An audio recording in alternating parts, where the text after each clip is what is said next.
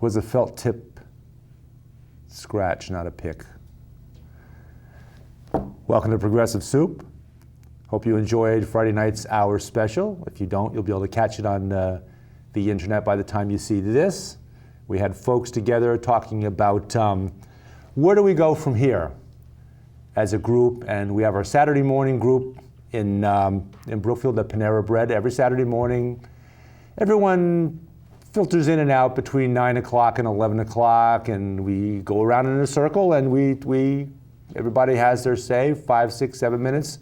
We have some cross-talk, and on Friday we replicated that right here on stage. We had 6 of our 8 folks that are regular participants there at Panera Bread, Brookfield, Federal Road, Route 7, every Saturday morning from sometimes a little bit after 8, more likely between 9 and 11 you'll catch us there. Join us, it's a lot of fun.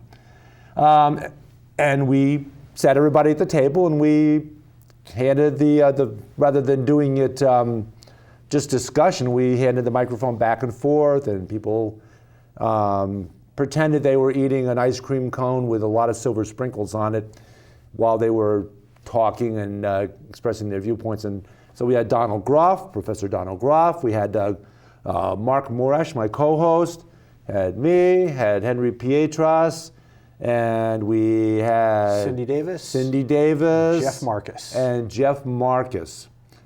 And it was a fun show, hour long. Streamed it live on the internet. And we're streaming live on the internet too, so how about that? Technological soup. Technological.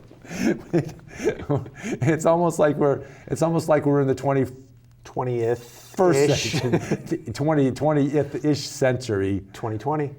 Yeah. Oh, speaking of Bernie Sanders in 2020, we're going to talk today about some things that we talked about that I, back in July, went to the Democratic National Convention, not as an insider, but as an outsider. And we were involved. We had an opportunity to walk in some interesting parades and meet a lot of nice people, have a lot of nice discussions, and on the streets of Philadelphia. Yeah, and contrary to what you may have expected at the time, or what we almost expected at the time, because we had a lot of discussions with folks that were there, that were insiders, and not only there as insiders, but were there as insiders supporting Hillary Clinton. It was hard to find them because none of them had any buttons on for some reason. They weren't really advertising to us or anybody else who they were. But as it were, we did. Why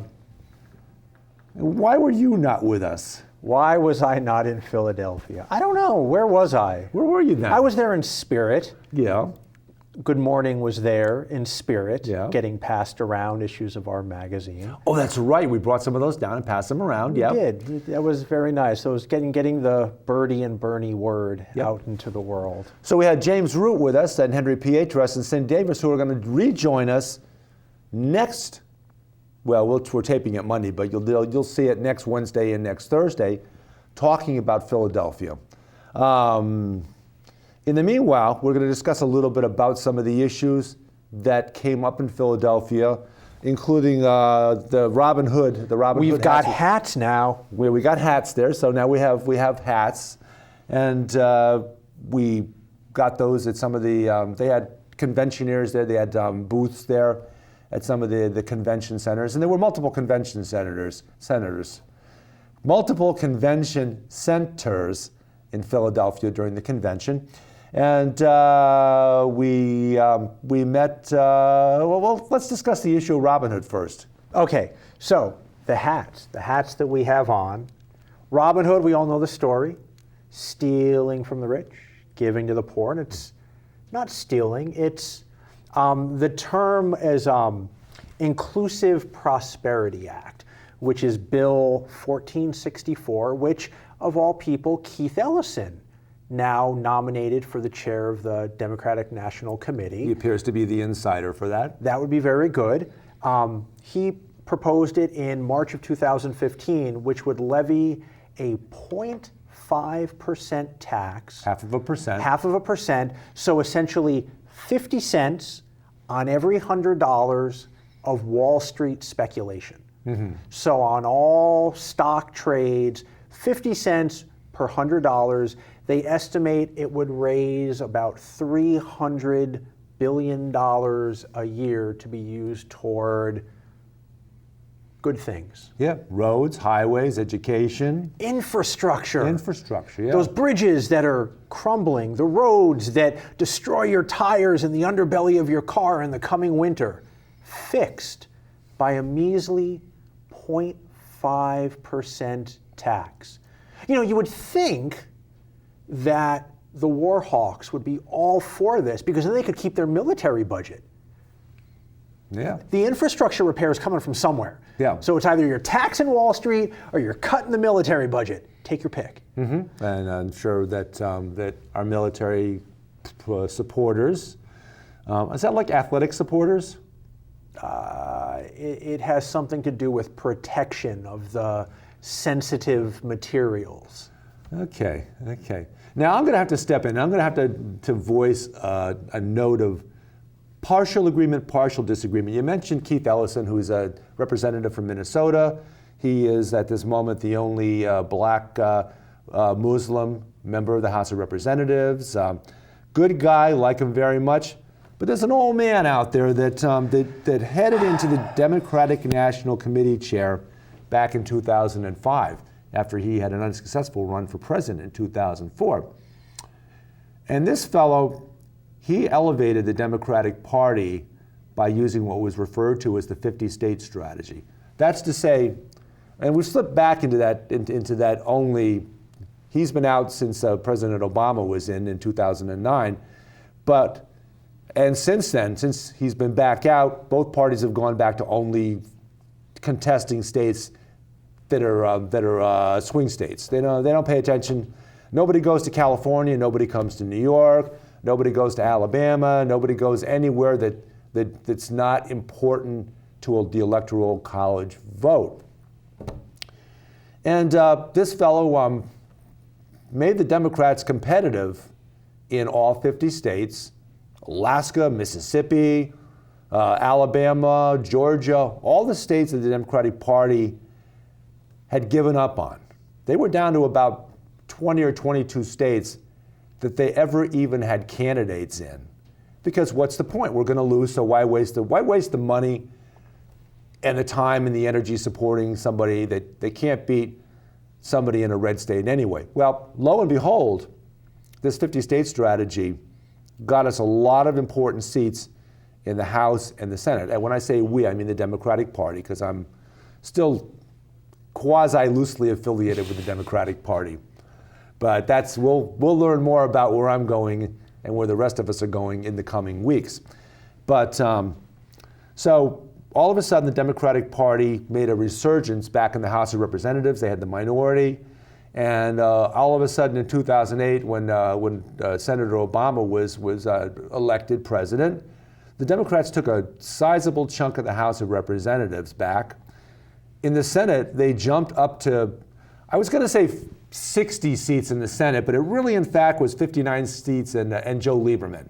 And that's a whole other story because Joe became the senator that was the fox in the hen house. How does that sound?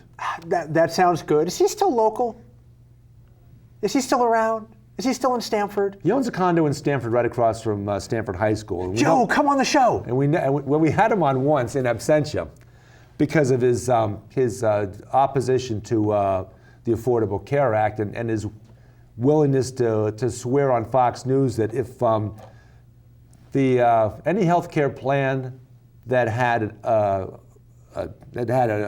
public option attached to it, anything other than a corporate-owned, Wall Street-owned, HMO-owned plan, that he would filibuster. We tried to get rid of him in 2010. We beat him in the primary. He jumped in after the primary. I'm surprised that Trump doesn't have him in line for a cabinet position. Don't be surprised. I don't know, maybe he would, but then again, remember what Mark Bannon said about Bannon, the man who bans everyone. Yeah, what Bannon said about Bill Kristol. Billy Crystal? No, not Billy Crystal. Bill Crystal, the opinionator, one of the opinionators for the Republican Party, one of the Jewish folks that belong to the Republican Party. He called him a Jewish turncoat, a Jewish obstructionist, something like that, because he didn't support Trump. Oh. So Billy Crystal, who was a hard right-wing Republican, became that Jew boy obstructionist, I think, were Bannon's exact words. And this is the guy that's got the ear of, in a second, the ear of, he's got the ear of President-elect, I can't even say, I can't say it yet. President-elect. The President-elect. Elect. Well, Invect. Well, but then again, aren't his folks, aren't his core supporters going to be upset now that he sat down with President Obama and came out of that meeting and said, there's a couple things in Obamacare that I think are pretty good.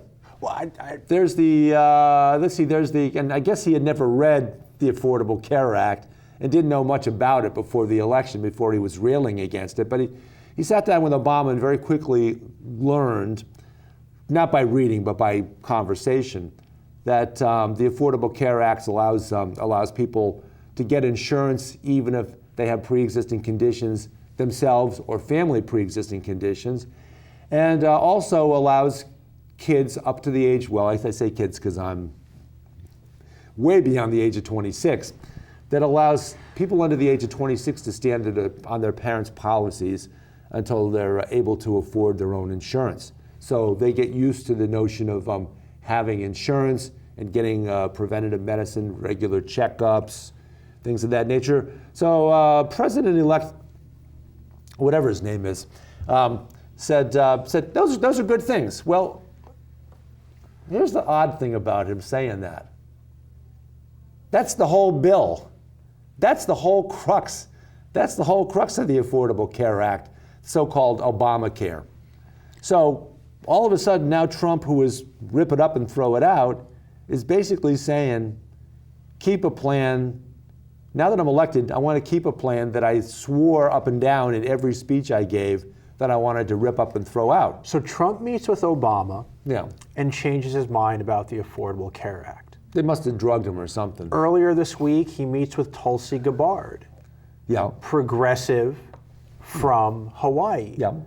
So what you're saying is that the left can rub off on the president-elect? Uh-oh, the president-elect's upset with me. Hold on. Okay. Don't spill your soup. Hold on. Faux pas. Soup faux pas. Okay. So what you're saying, though, is Yeah. that it can rub off on them. Yeah. Potentially, possibly, and so Bannon, the man who banned. I mean, what a name for a media man, Bannon. He's banning everything. They're banning. Well, they've already banned a lot of news outlets from covering Trump rallies, right up to the Washington Post, and who gave him some unfavorable coverage, partly because he threatened to sue them over other unfavorable coverage. So if Breitbart can get in like that with the president-elect, does that mean Progressive Soup somewhere down the line we're going to be the in-house media arm of the next progressive president, latching on to Bernie for 2020? I would hope so. Tulsi 2020? Nina Turner 2020? So many options. Where's Ike Turner? Oh no, that's Tina Turner. No, That's different Turner. different Turners. Different Turner. Nat Turner? She's more like Nat Turner. That would be good. Yeah. Nina Turner is a little bit more like Nat Turner. And we could use a little bit of that insurrection going on again. Which is going to bring me back to the Robin Hood tax, just to finish it up. Oh, the Robin Hood tax, We yep. got a field. So this is what Bernie was talking about Yep. during his stump speech, where he would say he wants to tax Wall Street speculation. He never referred to it, at least that I heard, referring to it as the Robin Hood tax. Yeah. But that's what it became, because every bill, every idea, everything that tries to get run up the flagpole has to have a fancy little name, like TPP. Trans-Pacific Partnership, yeah, that sounds pretty nice. I feel like we need to follow up the 5-letter P word show with a show where we have a stack of cards were all the things that TPP could stand for. That might be an interesting. That's coming soon. Anyhow, we're tangential progressive party, which is what this show is becoming because we're all over the place. But the Robin Hood tax. Toilet paper punditry. Toilet paper punditry. I like that. Where you just unroll it and you see read the tea leaves. Yep. Tea Party, oh no, that's something. Tea Party progressives. Totally confuse everybody. Wait, is a Tea Party progressive someone who is far on the right but getting close to the center? So like Hillary's a Tea Party progressive? Could be. Oh, how about local politics? I mean, let's keep a little taste of local politics in there. We're talking about local issues. Panda. Oh, we've mentioned Panda before, and probably deserves to be mentioned again. Probably deserves a re-mention, because totally Panda powered. Yeah. The up in New Milford, a proposed natural gas burning to electricity plant was introduced as Panda, because, hey, who's against Panda? That's like who's against Robin Hood. We all love Robin Hood, but we all love pandas. I mean, you love pandas? I love pandas. They're warm and cuddly and fuzzy and delicious and beautiful. Well, no, hey, see, that's what happens. We were going to do a show on being vegan, and then all of a sudden it turned into eating pandas. It's all my fault. But so at any rate, this panda, this wonderful panda plant, which they would have had all the kids in New Milford come along, and if they could scale the barbed wire fence around it, they'd be able to do coloring on the side of the plant and make it look beautiful and completely obliterate whatever was going on inside. But lost. We didn't want a natural gas burning plant right next to the river, which you gotta say makes. Speaking of rivers and natural gas, and burning things for energy, we have to make mention of what went on earlier in the week in North Dakota. Yep. At Standing Rock. I presume that was Sunday night.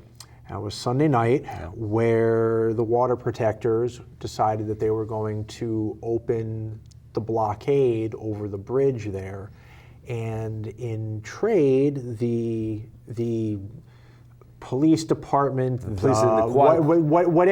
police and quasi-police, the crew of heavily armed folks decided to fire cannons, and not just any cannons, but water cannons. Well, they were being gentle by not firing regular cannons, I guess. Well, the rubber bullets come close, because if you've ever been, I've never been hit by a rubber bullet, but I've seen plenty of photos, and you think they do damage. You think it's like shooting, we're going to shoot them with Panda bullets, and it's not going to hurt. They'll be cuddly wounds. They're not Nerf bullets? Well, there was the situation in Boston when the Red Sox won the World Series finally, where there were a bunch of people out celebrating, and they wouldn't disperse, and a group of officers fired rubber bullets into a crowd of college kids, hitting one woman in the eye and killing her. And this was going on out in the Dakotas. And so Sunday night, they were again firing rubber bullets into the crowd, hitting them with a water cannon at 26 degrees. And the thing is, water cannon at 26 degrees. So they were soaking them down in 26 degrees. And what did they say that they were doing? Well, and here's the thing. It's like, if you're going to do it in the internet age, when you know there are people streaming it, even if you don't know that people are streaming it, go on the internet, do a goggle search. Put on your goggles and do a search. And you'd see that there's video of being hosed down like it's Burning Man or something, where they're trying to make sure the crowd doesn't pass out. But instead, they're hosing them down to, of course, freeze them. And the local sheriff's department went to NBC News and said, no. Anyone who got hosed down, it was accidental. We were just trying to put fires out, which And what do the cameras show? Did they confirm that? Well, they confirm that either they weren't trying to put fires out, or the water pressure was so great, it was like a Daffy Duck Bugs Bunny routine where they're trying to hose and they're flying up in the air and they can't exactly control the hose because they were spraying everywhere. It was like an upset cat in the corner of a carpeted house. Maybe they inadvertently thought that the water protectors were on fire and needed to be hosed down because of that? If they were on fire, it might have been because of what appeared to be tear gas canisters. So I suppose you could make the argument that if you set them on fire, tear gas canisters, they need the water to put the fire out. And the rubber bullets to... well, they're cuddly panda bullets, so you don't have to worry about it. The bullets come at you, and they reach out and they hug you in a warm embrace of red, groovy blood. For all of those Clockwork Orange readers. For everybody that any of the water protectors that didn't get hit in the eye and killed. I can guarantee that in the future, when all of the fossil fuel capitalists are protesting against the oncoming storm of wind and solar, when they're out there knee deep in a grassy field and they're picnics are catered for them as they're protesting, that none of us will spray them with hot oil. I can assure you that none of us will spray them with hot oil. Which probably would be a good analogy, good equivalent there. Well, people protecting water to get sprayed with water, people who are protecting oil to get sprayed with oil. Even if during their catered lunch they needed to fry freedom fries, we would not spray them with hot oil. No. I have gone off the absurd cliff. I get there quickly sometimes. So, Philadelphia. A lot of talk about it. I'm going to leave that up so that we can actually get that on. You weren't there, but... I was not. But Henry and Cindy and James Root and I were there, and walking through the convention center and meeting folks from a group that I knew existed. My other three compadres didn't know that J Street existed. Now, you might have heard of AIPAC, American-Israeli, used to be American-Israeli Political Action Committee, but then political action committees became kind of a gauche term, so it became American-Israeli... TPP. Something like that. They changed the PAC to some other term. Well, lo and behold, they're at the Democratic National Convention, and very strong Bernie Sanders supporters they were, J Street. Because J Street is the other side of the coin for Jewish people in America. It's not the destroy the Palestinians, corral the Palestinians, fence the Palestinians in. It was work out solutions that benefit both all the Semitic people, because they're all Semites. Yeah. They're all descendants of Shem in the Bible. And so wait, J Street talks about the 5-letter P word. Which is peace. Peace. Yeah, peace.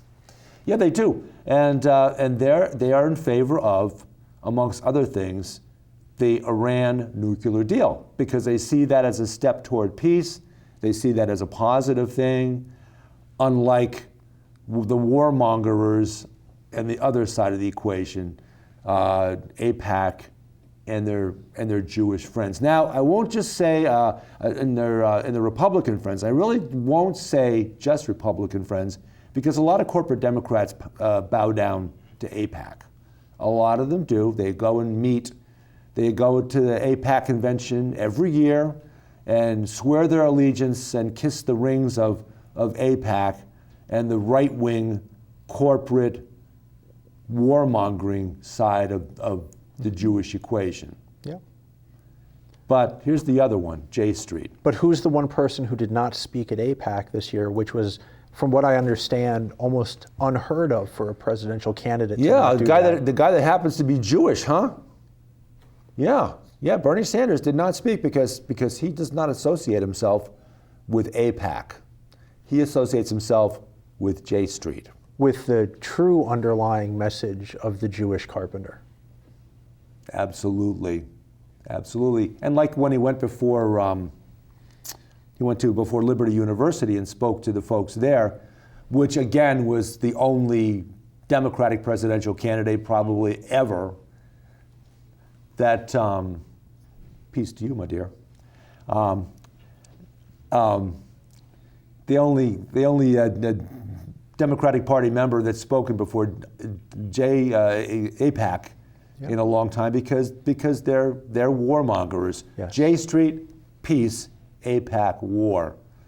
J Street, progressive Jewish people in the United States, AIPAC, regressive Jewish people in the United States. And speaking of peace and war, one could almost say that this whole election, as we look back on it, boiled down to, for all that it came down to billionaires and money in politics, it's come down to the division of, do we want peace both domestically and abroad, or do we want war?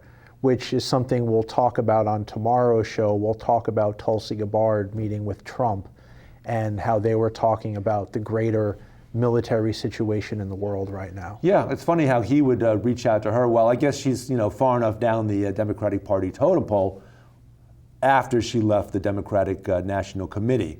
But we'll get to that tomorrow. This has been Progressive Soup. I'm David Stevenson, Mark Morash. A tip of the Robin Hood cap to ye. And Steal from the rich.